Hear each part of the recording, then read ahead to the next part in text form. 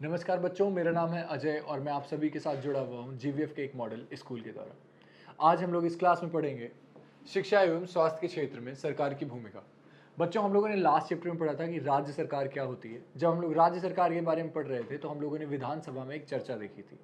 जब हम लोग विधानसभा की चर्चा के बारे में देख रहे थे तो वहाँ पे हम देख रहे थे कि अलग अलग एमएलए जो हैं, अलग अलग जो विधायक चर्चा हैं, वो अलग अलग सवाल पूछ रहे हैं अलग अलग विभाग के अलग अलग मंत्रियों से। ऐसे ही कई सारे विभाग होते हैं, उसमें से मुख्यतः कुछ दो विभाग हैं जिनके बारे में इस चैप्टर में हम लोग चर्चा करेंगे।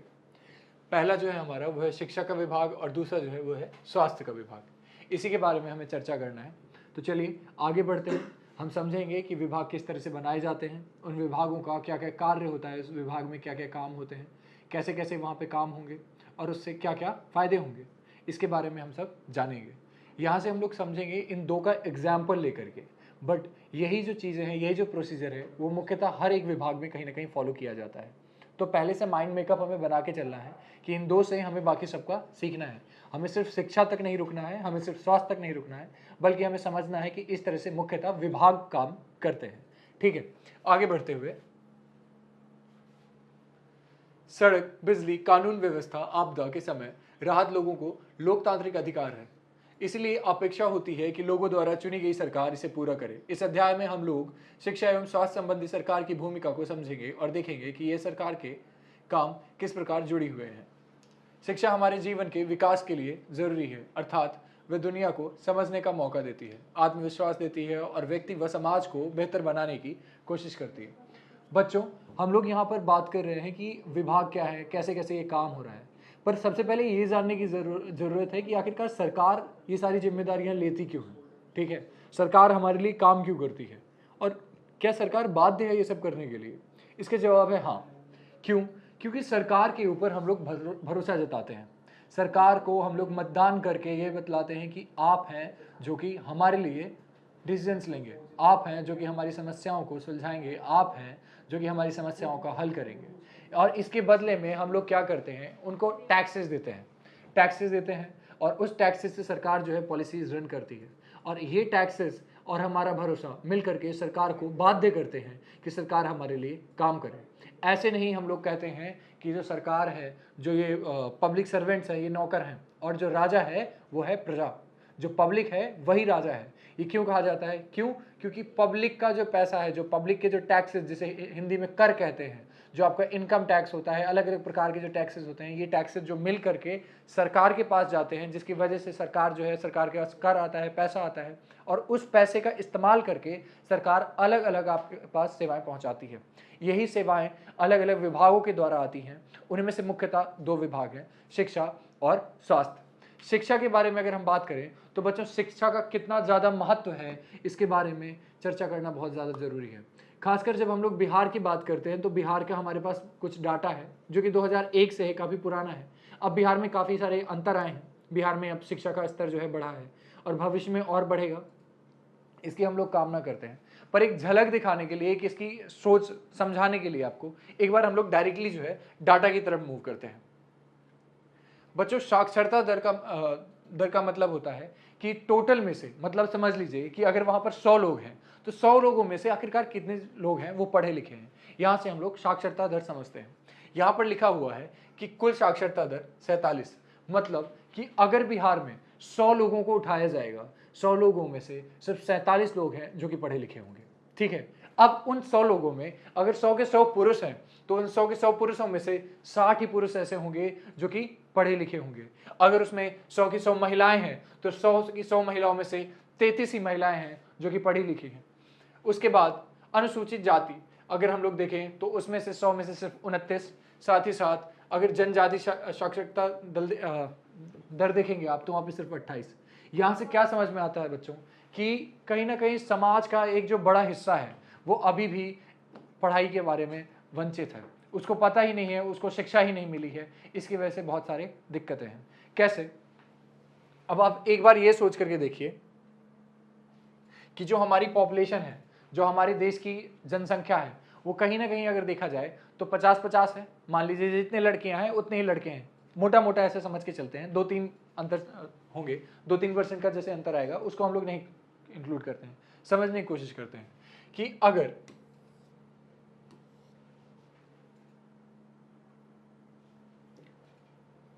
यहाँ पर 2 हैं, मान लीजिए यहाँ पर 100 लड़कियाँ हैं, ठीक है, और 100 लड़कियों में से अगर 33 ही लड़कियाँ जो है पढ़ी लिखी हैं, तो मतलब 67 लड़कियाँ अभी भी अनपढ़ हैं।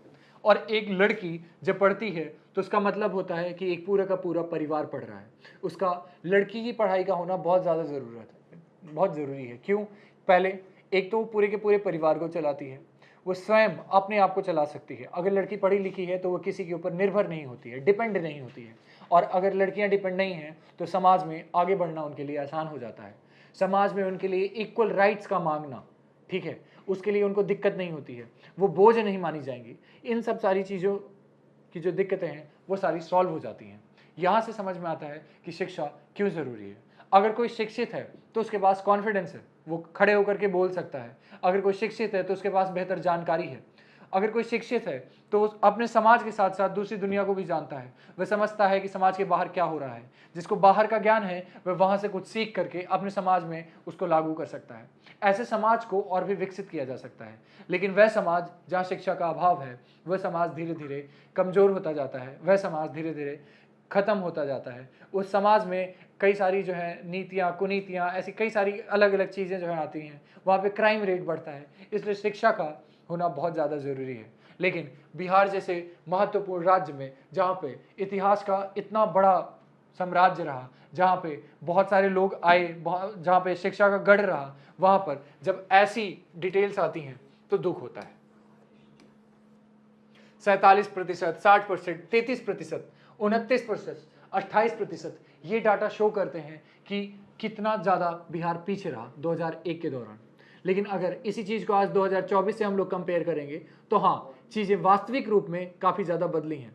पर क्या सही में ये ज़मीनी रूप पर लागू हुई हैं या नहीं, इससे कैसे नापा जाए?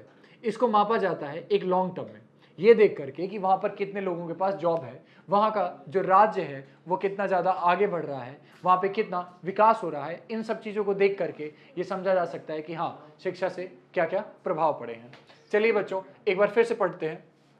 शिक्षा के देखिए बच्चों क्या क्या महत्वपूर्ण है, शिक्षा का क्या क्या महत्व है, शिक्षा से क्या क्या फायदे हैं। अगर आप देखिए तो शिक्षा से हमें आत्मविश्वास मिलता है, शिक्षा से हम समाज को बेहतर बना सकते हैं। मैंने आपको बताया कि आप दूसरे समाज से कंपेयर कर सकते हैं, वहाँ से चीज़ें सीख सकते हैं और उस सीख को आप अपने समाज पर लागू कर सकते हैं, ठीक है। साथ साथ बच्चों, शिक्षा जो है हमें सक्षम बनाती है कि हम अपनी रुचि के अनुसार काम ढूंढ पाएँ। बच्चों, वह जिसके पास उसमें रुचि है, जिस क्षेत्र में आपको रुचि है और उसका ज्ञान है, वही वहाँ पे जा सकता है। अगर मान लीजिए मैं डॉक्टर बनना चाहता हूँ और मैंने अभी भी जीव विज्ञान का ज्ञान ही नहीं है मुझ में, और मैं सिर्फ सामाजिक विज्ञान के बारे में जानता हूँ, तो क्या मैं डॉक्टर बन सकता हूँ?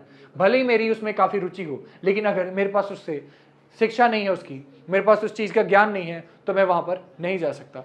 साथ ही साथ इन सब चीज़ों के साथ इसके अलावा एक शिक्षित व्यक्ति अदालत में अपना बचाव करने, बैंक में ऋण लेने, वैज्ञानिक ढंग से खेती करने, सरकार की विभिन्न योजनाओं को जानकारी लेने में ज़्यादा समर्थ होता है। बच्चों, कहीं ना कहीं मोटा मोटा अगर समझा जाए तो इसका अर्थ ये है कि शिक्षित व्यक्ति हर जगह कहीं ना कहीं अपनी जगह ढूंढ लेता है और समाज में बेहतर योगदान दे पाता है। बिहार में हम लोगों ने बच्चों शिक्षा की स्थिति के बारे में इस डाटा के थ्रू देखा, ठीक है। स्वतंत्रता प्राप्ति के साथ ही सरकार के लिए हमारे संविधान ने एक लक्ष्य निर्धारित किया था कि 10 वर्षों के अंदर 14 वर्ष की आयु तक के सभी बच्चों को शिक्षा उपलब्ध कराएंगी, लेकिन लक्ष्य की प्राप्ति नहीं हो सकी।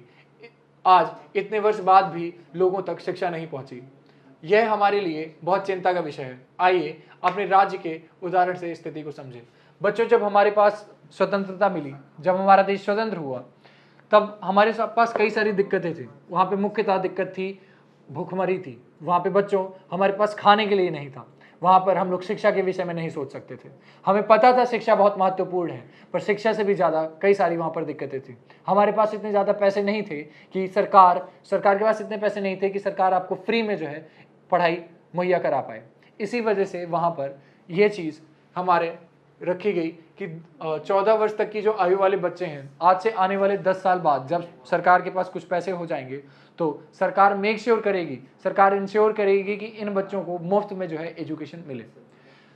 बच्चों, अब हमारे पास आर्टिकल 21 जो है 21A, वो जो है मेक श्योर करता है कि जो 6 से लेकर के 14 वर्ष तक की आयु के जो बच्चे हैं उनको सरकारी स्कूलों में फ्री में एजुकेशन मिलेगी। ये इसी वजह से क्यों? क्योंकि अब हमारी सरकार के पास उपलब्ध मुहैया संसाधन है, हमारे पास इतना पैसा है कि हम लोग इन वर्ष 6 से लेकर के 14 वर्ष तक की आयु वाले बच्चों को फ्री में एजुकेशन प्रोवाइड कर सकते हैं। लेकिन ये हम लोगों ने सपना देखा था संविधान के बनने के साथ ही, आज ये सपना पूरा हो चुका है। ये यहाँ से हम लोगों ने डाटा से समझा कि बिहार में साक्षरता की स्थिति क्या है, बिहार में आखिरकार पढ़े लिखे लोग कैसे हैं, बिहार में आखिरकार पढ़ाई की स्थिति क्या है। ये डाटा पुराना होने की वजह से अभी अपडेटेड नहीं है, बट यहाँ से मैं आपको बताना चाहूँगा कि अब जो है शिक्षा की स्थिति इससे कहीं ज़्यादा मजबूत है। आगे बढ़ते हैं। इस तालिका को देखने से यह पता चलता है कि अपने राज्य में शिक्षा की स्थिति अत्यंत दयनीय है। हमारी कुल साक्षरता दर आधी से भी कम है, अर्थात हमारे प्रदेश की कुल आबादी के आधे से ज़्यादा लोग पढ़े लिखे नहीं हैं। महिलाएं, अनुसूचित जातियों और अनुसूचित जनजातियों की स्थिति सबसे बदतर है। इनमें केवल 1/3 तक ही साक्षर हैं। बच्चों, यहाँ से इस डाटा से हमें ये समझ में आता है कि बिहार में एडुकेशन जो है, पढ़ाई लिखाई जो है, शिक्षा का जो दर है वो बहुत ही कमज़ोर है। शिक्षा की जो अगर नींव ही अगर आपकी कमज़ोर होगी तो आप विकास कहाँ से लाएंगे? शायद जो बिहार की आज बदहाली है उसका कहीं ना कहीं नतीजा, बिहार जो इस तरह है उसका कहीं ना कहीं कारण है कि शिक्षा का कम होना, शिक्षा का अभाव होना, वहाँ पे जो महिलाएं हैं उनका अशिक्षित होना, वहाँ पे जो जनजातियाँ हैं उनके पास शिक्षित नहीं होना, जिसकी वजह से उनका विकास नहीं हो पाया और बिहार जो है समय के साथ साथ आगे बढ़ने की जगह पीछे चला गया और बहुत ही पिछड़ा हुआ राज्य बन गया। आज अगर आप कोई भी डाटा खोल करके देखते हैं तो बिहार आपको वहाँ पर लास्ट में दिखता है। गरीबी बिहार में सबसे ज़्यादा है, अनएम्प्लॉयमेंट बिहार में सबसे ज़्यादा है। साथ ही साथ अगर आप देखेंगे तो आपको पता चलेगा कि बिहार और झारखंड जैसे राज्यों में जो बच्चों का मतलब जो आपके शिक्षक हैं और साथ ही साथ जो स्टूडेंट्स हैं, इन दोनों का जो रेशियो है वो बहुत ही लार्ज है। मतलब कहीं 100-200 बच्चों के लिए एक टीचर है यहाँ पर, और इतनी बड़ी भीड़ को पढ़ा पाना बहुत ही मुश्किल है। यहाँ से समझ में आता है कि आज भी जो है शिक्षा का अभाव जारी है। आज भी बिहार प्रगति की तरफ बढ़ तो रहा है लेकिन बहुत ही धीरे धीरे। आगे बढ़ते हैं बच्चों। यहाँ पर बच्चों द्वारा एक सर्वे करने के लिए की बात की गई है। ठीक है, आज भी बच्चे विद्यालय क्यों नहीं जा रहे हैं या पढ़ाई नहीं कर पा रहे हैं, इसके लिए एक सर्वे करते हैं। 4-4 बच्चों की टोली बनाकर नीचे दिए गए प्रश्नों पर कम से कम 3 बच्चों से बात करना है। इन बच्चों की परिस्थिति अलग अलग है। यह पता करने की कोशिश करें कि किन कारणों के चलते ये बच्चे विद्यालय नहीं जा पा रहे हैं। ऐसे बच्चे जो कभी स्कूल नहीं गए, वे कौन से कारण हैं जिनके चलते ये बच्चे कभी स्कूल नहीं गए।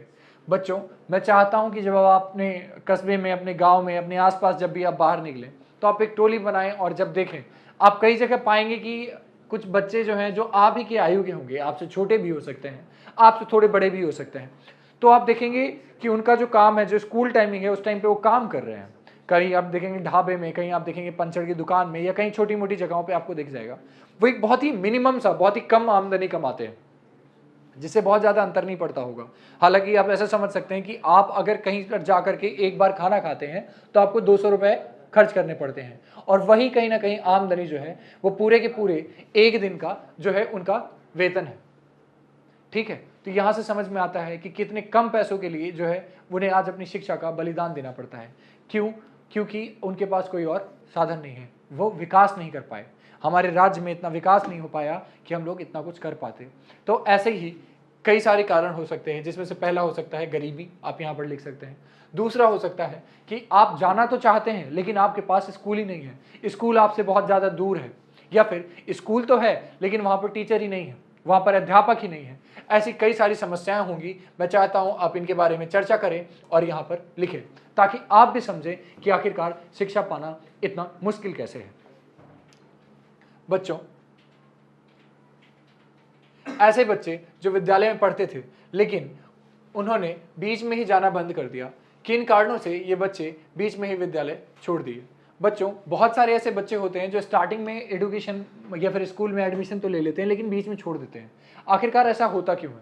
कई सारे बच्चों के साथ ऐसा होता है, क्यों? क्योंकि वो स्कूल की फीस नहीं पे कर पाते हैं। कई सारे बच्चों के साथ ऐसा होता है कि उनकी जो है उनका हेल्थ खराब हो जाता है, उनका जो स्वास्थ्य है वह ठीक नहीं रह पाता है, और भी कई सारी अन्य दिक्कतें हो सकती हैं। हो सकता है कि स्कूल स्टार्ट तो अच्छे से हुआ हो, लेकिन फिर जो है अध्यापक वहाँ से गायब हो गए हों। हो सकता है कि अध्यापक पहले तो पढ़ा रहे हों, उसके बाद अध्यापकों की कोई रुचि ही नहीं रह गई हो, बच्चों को पढ़ाई में मन ही नहीं लग रहा हो। ऐसे कई सारे कारण हो सकते हैं जिसकी वजह से बच्चे जो है हमेशा स्कूल जाना छोड़ देते हैं। उन कारणों के विषय में आपको लिखना है। ऐसे बच्चे जो बाल मजदूर हैं, किन किन कारणों से ये बच्चे पढ़ने की उम्र में मजदूरी करने लगे हैं। बच्चों, वह बच्चे जो कि 18 साल से कम आयु के हैं, जो कि 14 साल से कम आयु के हैं, ऐसे बच्चों को हम लोग बाल मजदूर कहते हैं। बाल मजदूर मतलब वह जो कि बालक हैं, जो कि छोटे ही हैं अभी, और अभी से वह मजदूरी करने लग गए, बड़े बड़े लोगों के काम करने लग गए। ऐसे लोगों को हम लोग बाल मजदूर कहते हैं। वो लोग स्कूल नहीं जा पाते हैं, उनके क्या क्या कारण हैं उन पर चर्चा करें और यहाँ पर लिखें। ऐसे शैक्षणिक सर्वेक्षण में कराएं जो एक ही उम्र के सरकारी स्कूल, निजी स्कूल और किसी अन्य प्रकार के स्कूलों के बीच अंतर करेंगे। बच्चों, अगर आप देखेंगे तो सरकारी स्कूल और प्राइवेट स्कूल बहुत ही प्रचलित दो शब्द हैं। यहाँ पर क्या क्या अंतर हैं, कैसे आप इनके विषय में समझते हैं, इसके बारे में आप चर्चा करेंगे। अगर आप कहीं ना कहीं सरकारी स्कूल के बारे में चर्चा करें तो आपको अब समझ में आता है एक मानसिक स्थिति ऐसी है, मानसिक एक कहीं ना कहीं सोच ऐसी है, आप लोगों ने सोच के रखा हुआ है, हमारे दिमाग में ऐसा है कि सरकारी स्कूल का मतलब ऐसा स्कूल जहाँ पे फ्री में एजुकेशन मिलती है, लेकिन एजुकेशन जो है एडिक्वेट नहीं होती है। मतलब एजुकेशन उतनी नहीं होती है जितनी होना चाहिए। पढ़ाई का कहीं ना कहीं जो स्तर है वह नीचे होता है। जो वहाँ पे टीचर्स होते हैं वो इतने ज़्यादा अच्छे नहीं होते हैं। जो टीचर्स होते हैं कहीं ना कहीं एक आपने देखेंगे तो एक हमारे दिमाग में एक इमेज होती है कि जो टीचर है वो बैठा हुआ है, टेबल में उसने लात लगा रखी है और आराम से जो है सो रहा है, और बच्चे अपनी मनमानी से जो भी है वो कर रहे हैं। ये कहीं ना कहीं एक सरकारी स्कूल का जो हमारे दिमाग में एक चित्र है वो आता है। जब हम लोग प्राइवेट स्कूल के बारे में सोचते हैं, हमारे दिमाग में आता है कि बहुत अच्छा जो वहाँ पे इंफ्रास्ट्रक्चर होगा, स्विमिंग पूल होगा, बहुत सारे टीचर्स होंगे, वहाँ पे अच्छा सा प्ले ग्राउंड होगा, ये सब होगा। तो यहाँ से कई सारे अंतर समझ में आते हैं। उन सभी अंतरों को आपको यहाँ पर लिखने की कोशिश करनी है। सरकार की भूमिका। बच्चों, अब तक तो हम लोगों ने बात कर ली कि आखिरकार शिक्षा की दशा क्या है, लेकिन उस दशा को बदलने के लिए सरकार क्या कर रही है, सरकार की भूमिका क्या है, इसके विषय में हम अब चर्चा करेंगे। शिक्षा प्राप्त करना हम सबका हक है। सबको शिक्षा उपलब्ध करवाना सरकार की जिम्मेदारी है। इस बात को पूरा करने के लिए यह जरूरी हो जाता है कि इसे कानून का स्वरूप दिया जाए, ताकि किसी को अगर शिक्षा उपलब्ध ना हो तो वह न्यायालय का सहारा ले। इसके साथ साथ शिक्षा के लिए बेहतर एवं उचित व्यवस्था करना जरूरी है। इसी हेतु कई योजनाएं शुरू की गई जिनके तहत यह लक्ष्य पूरा हो सके। इसके कुछ उदाहरण हम नीचे देखेंगे। बच्चों, जैसा कि मैंने आपको लास्ट चैप्टर में बताया था कि कई सारी जो है योजनाएं बनती हैं और वो इम्प्लीमेंट होती हैं, और आपको उनका फलस्वरूप उन योजनाओं का आप इस्तेमाल करते हैं। जैसे स्वास्थ्य में हो गया, शिक्षा में हो गया, वैसे ही यहाँ पर भी है।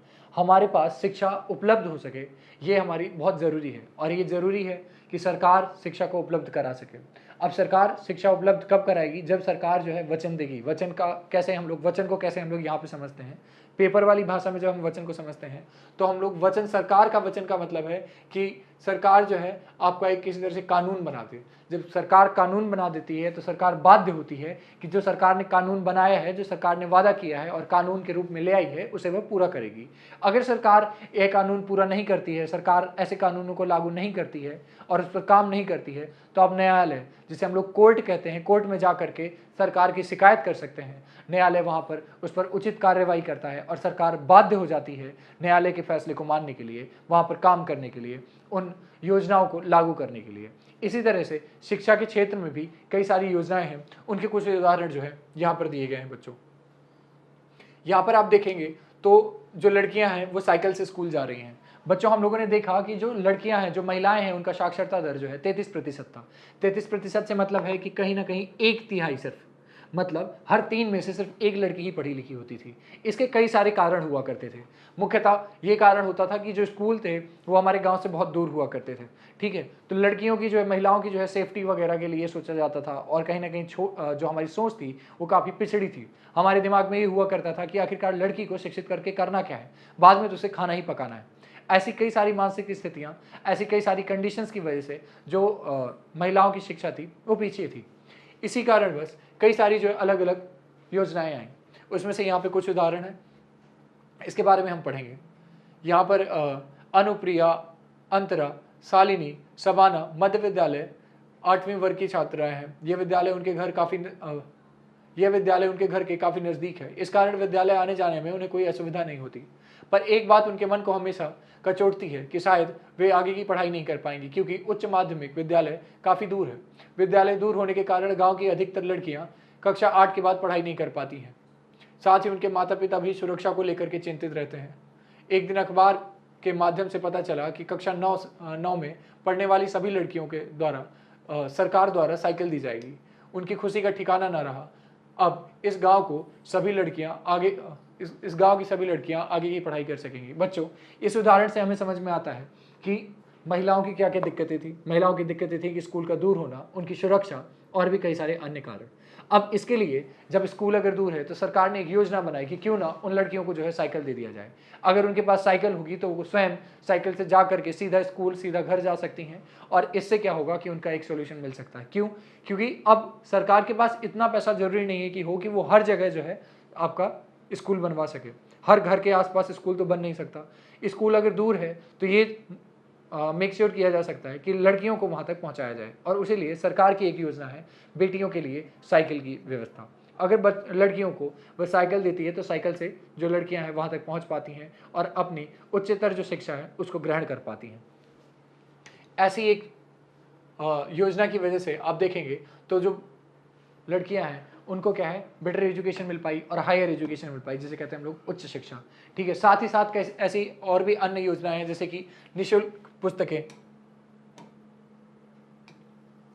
बच्चों, आज भी एक बड़ा सा ऐसा वर्ग है जिसके पास पैसे नहीं है कि वो किताबें खरीद सके। ऐसे में सरकार हमारी क्या करती है, निःशुल्क पुस्तकें देती है। ठीक है, निःशुल्क आपको जो है पुस्तक बाजार में जाकर के अगर आप देखेंगे तो बहुत ही कम दामों में जो है आपको किताबें मिलने लग जाती हैं। और भी अन्य ऐसी चीज़ें होती हैं, जैसे आपको फ्री में ड्रेसेस देना, आपको स्कूल बैग देना। साथ ही साथ कई सारे ऐसे स्कूल होते हैं जहाँ पे आपको वजीफा भी मिलता है, जिसे हम लोग स्कॉलरशिप कहते हैं। उसमें क्या करती हैं कि सरकारें आपको पैसा देती हैं। मिड डे मील की व्यवस्था, जिसमें आपको जो है दोपहर में खाना मिलता है। ऐसे में क्या होता है कि कई सारी आपकी जो दिक्कतें हैं उनका समाधान स्कूल में हो जाता है। तो सरकार की योजनाएं हैं जो कि आपकी इन समस्याओं का ध्यान रखती हैं और उनका समाधान लाती हैं, और उस समाधान की वजह से जो है ज़्यादा से ज़्यादा लड़कियां, ज़्यादा से ज़्यादा लोग जो है साक्षर पढ़ पाते हैं, और साक्षरता दर में इसमें जो है वृद्धि होती है, ज़्यादा से ज़्यादा लोग पढ़ पाते हैं।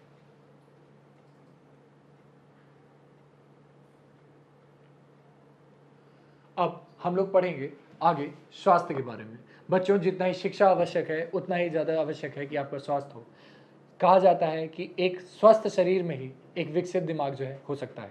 इसलिए अगर आपके पास दिमाग है लेकिन आपका जो शरीर है वो काम नहीं कर रहा तो फिर किसी काम का नहीं।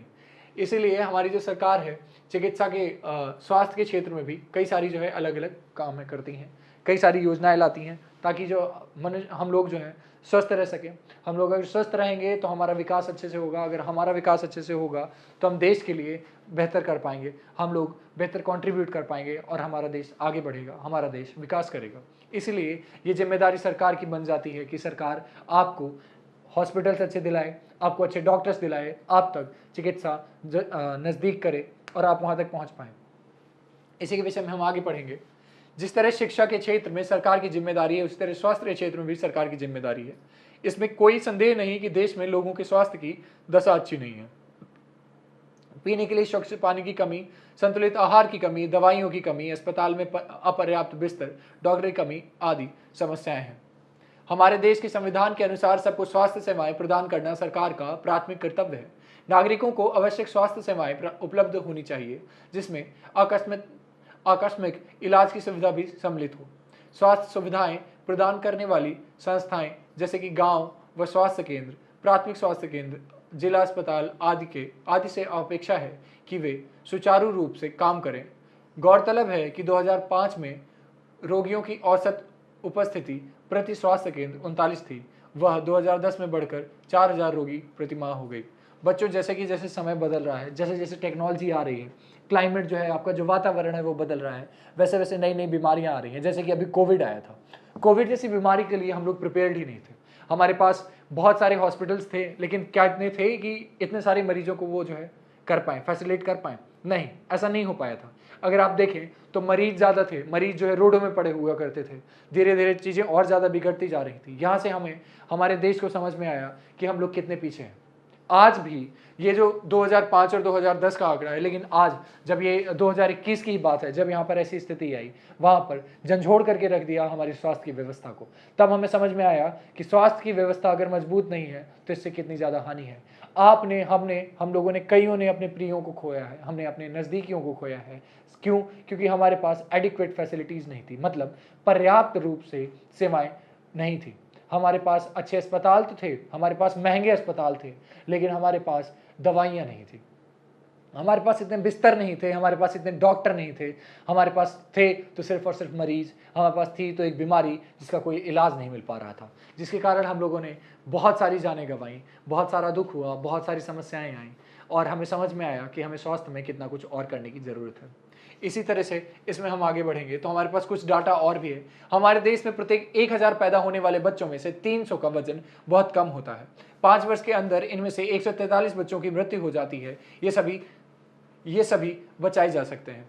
बच्चों, अगर हमारे पास अच्छी स्वास्थ्य सुविधाएं होंगी तो पता है आपको कि ये जो बच्चे जो पैदा होते ही आखिरकार जी नहीं पाते हैं, जो अपना जीवन जो है लंबा नहीं जी पाते हैं, क्योंकि उनकी जो माता है उनको एक पर्याप्त रूप से उतना भोजन ही नहीं मिलता है कि जो उनके अंदर जो बच्चा पल रहा होता है वो पर्याप्त रूप से विकसित हो सके। जब बच्चा विकसित ही नहीं होगा तो वो आगे जो है, आगे जीवन जो अपना अच्छे से नहीं जी पाता है। कुछ बच्चे पैदा तो हो जाते हैं लेकिन उनका जो जीवन है इतना नहीं होता है, वो हमेशा बीमारी में रहते हैं, कुछ ना कुछ उन्हें बीमारी हमेशा जकड़ लेती है। उनका जो इम्यून सिस्टम जिसे हम कहते हैं, ठीक है, वो हमेशा जो है कमज़ोर रह जाता है। अगर हम सब पहले से ही स्वास्थ्य में इन सब चीज़ों में ध्यान देने लग जाएं, अगर हमारे जो सरकारी अस्पताल हैं वो अच्छे से काम करने लग जाएं, अगर हमारे जो डॉक्टर्स हैं वो अच्छे से काम करने लग जाएं, तो ये सारी चीज़ें नहीं होगी। अगर सरकार अच्छे से इसमें जो है पैसा लगाने लग जाए, अच्छे अच्छे अस्पताल खुलवाने लग जाए, दवाइयाँ सस्ती कर दे, दवाइयाँ फ्री कर दे, तो ये सारी समस्याओं से जो है हमें छुटकारा मिल सकता है। ऐसे ही कुछ और भी डाटा जो है वो दिए हुए हैं। समानता के अधिकार पर किसी समाज को खड़ा करने के लिए शिक्षा और स्वास्थ्य महत्वपूर्ण है। हमारा लक्ष्य होना चाहिए कि इसकी व्यवस्था बेहतर बने और समान रूप से सभी को उपलब्ध हो। इसके लिए योजनाएं बनाने और उन्हें व्यवस्थित रूप से लागू कराने में सरकार और समाज दोनों की साझी पहल आवश्यक है। बच्चों, ये ड्यूटी सिर्फ और सिर्फ सरकार की नहीं बल्कि समाज की भी बनती है कि वह एक दूसरे का साथ दें। सरकार उन योजनाओं को लागू करती है, लेकिन मरीजों का कर्तव्य बनता है कि उन सभी को वो पालन करें, उन सभी को अच्छे से अपना एक नागरिक होने का एक अच्छा कर्तव्य निभाएं। इसी के साथ हमारा ये चैप्टर समाप्त होता है। अब हम आगे बढ़ेंगे अभ्यास की तरफ। तो बच्चों, अब हम करेंगे अभ्यास। हमारा पहला प्रश्न है जो कहता है कि सबके लिए स्वास्थ्य की सुविधा उपलब्ध करने के लिए सरकार कौन कौन से कदम उठा सकती है, चर्चा करें। बच्चों, स्वास्थ्य को सरकार बेहतर कैसे कर सकती है? अगर आपके पास अच्छे क्लिनिक होंगे, अच्छे अस्पताल होंगे, नज़दीक में अस्पताल होंगे, आपके पास अच्छे डॉक्टर्स होंगे, आपके पास में कम कीमतों में अगर दवाइयाँ मुहैया हो जाएंगी या फिर आपको फ्री में दवाइयाँ मुहैया हो जाएंगी, या तो फिर आपके पास फ्री में कभी मेडिकल कैंप्स लगेंगे, इससे क्या होगी कि स्वास्थ्य की जो दशा है वो बेहतर होगी, जो वहाँ पे जो चीज़ें हैं वो और बेहतर होंगी आपको अगर सारी चीज़ें मुहैया हो जाएं तो। अगला प्रश्न आपका कहता है कि शिक्षा की स्थिति बेहतर करने के लिए सरकार की क्या भूमिका होनी चाहिए? बच्चों, जैसा कि हम लोगों ने पहला प्रश्न देखा था, उसी से जुड़ा हुआ दूसरा है। बस यहाँ पे जो स्वास्थ्य की जगह शिक्षा का उपयोग है, जैसे स्वास्थ्य के लिए अस्पताल था वैसे ही शिक्षा के लिए स्कूल है, विद्यालय है आपका। जैसे स्वास्थ्य में डॉक्टर था वैसे ही शिक्षा में आपके अध्यापक हैं। इसी तरह से जैसे वहाँ पे दवाइयाँ थी तो यहाँ पे बेहतर पुस्तकें हो सकती हैं, फ्री में अगर आपको पुस्तकें मिलती हैं। आपकी जो शिक्षा है, जो आपके स्कूल है, वहाँ पे जैसे मध्याह्न भोजन का एक योजना है, इस तरह से और भी अगर योजना जो है लागू कर दी जाए तो उससे क्या होगा कि शिक्षण और भी अच्छा हो सकता है, बच्चे और भी ज़्यादा उपस्थिति जो है वहाँ पर बढ़ सकती है। तीसरा आपका प्रश्न कहता है कि सर्वे क्यों किया जाता है? आपने इस पाठ में किए गए सर्वे से क्या समझा? बच्चों, हम लोगों ने इस पाठ में एक सर्वे देखा था जहाँ पे साक्षरता दर के बारे में बात की गई थी। यहाँ पे बताया गया था कि बिहार में एजुकेशन का क्या हाल है, वहाँ पे क्या है कि मतलब कैसा क्या चल रहा है, कितने लोग पढ़े लिखे हुए हैं, कौन सी जाति के लोग कैसे पढ़े हुए हैं और कैसे पुरुष कितने पढ़े हुए हैं, महिलाएं कितनी पढ़ी हुई हैं। तो यहाँ से समझ में आता है कि समाज का एक मुआयना हो जाता है। इसी तरह से सर्वे से हमें क्या समझ में आता है? सर्वे से हमें समाज में समाज की दशा समझ में आती है किसी एक चीज़ को लेकर के। जैसे वहाँ पे हम लोगों ने शिक्षा की दशा देखी थी, तो समाज में हमें सर्वे के द्वारा पता चला कि शिक्षा की क्या दशा है। इसी तरह से अलग-अलग सर्वे से अलग-अलग चीज़ें समझ में आती हैं। आपका आखिरी प्रश्न अब है, जो कि कहता है कि एक ही उम्र के बच्चे जो सरकारी स्कूल, निजी स्कूल या अन्य किसी स्कूल में पढ़ते हैं, उनसे बातचीत करके पता करें कि इन स्कूलों में क्या समानता और क्या अंतर है। बच्चों, प्राइवेट स्कूल में और सरकारी स्कूल में क्या अंतर है, या फिर किसी अन्य स्कूल में क्या अंतर है, ये आप अपने आस-पास जब देखेंगे, अपने आस-पास के अपने मित्रों से मिलें, जिनसे आप जब शाम में कभी खेलने निकलते होंगे तो उनसे मिलते होंगे, तो उनसे आप चर्चा करते होंगे, तो उनके स्कूल में कुछ अंतर होंगे, आपके स्कूल में और उनके स्कूल में कुछ समानताएँ होंगी, कुछ ऐसी चीज़ें होती होंगी जो सिर्फ़ उनके स्कूल में होते होंगे, आपके स्कूल में नहीं, या फिर सिर्फ़ आपके स्कूल में होते होंगे, उनके स्कूल में नहीं।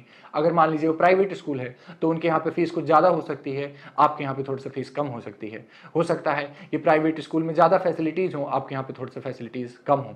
ऐसी भी स्थिति हो सकती है। कई सारी चीज़ें जो है अलग-अलग हो सकती हैं। आप इसके विषय में चर्चा करें अपने मित्रों के साथ में और उनका उल्लेख यहाँ पर करें। इसी के साथ हमारा यह अध्याय खत्म होता है। धन्यवाद। मैं आपके बेहतर भविष्य की कामना करता हूँ।